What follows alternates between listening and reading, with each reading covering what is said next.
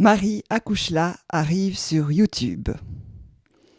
En 2013, j'ai ouvert mon blog Marie Akouchla, qui visait à faire une exploration féministe et politique autour de la naissance.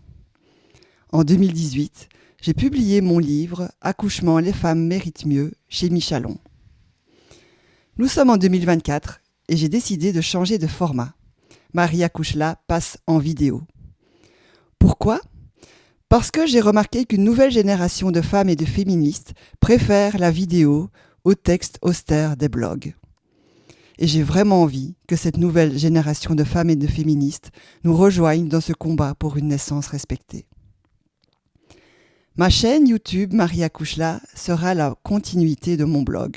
Je vais continuer à y parler des droits sexuels et reproductifs des femmes, de la grossesse, de l'accouchement, de la parentalité, toujours dans une perspective féministe et politique.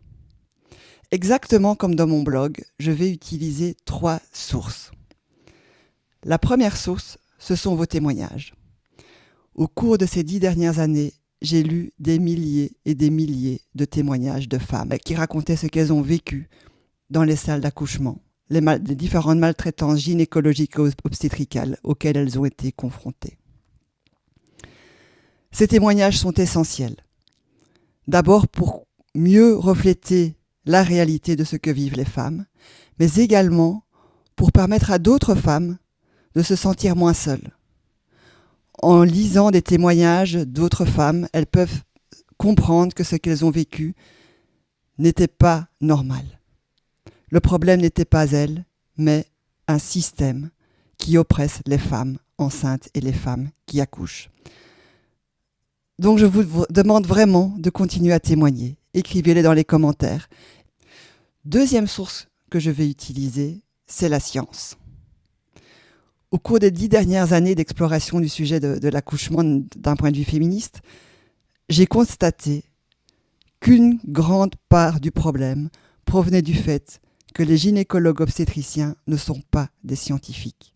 Ils n'appliquent pas les recommandations issues de la recherche scientifique.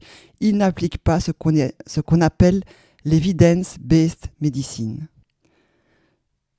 Dans mes vidéos, chaque fois que je vais citer des données scientifiques, je vais inscrire les références en descriptif de mes vidéos. Troisième source pour ma chaîne YouTube, c'est le droit.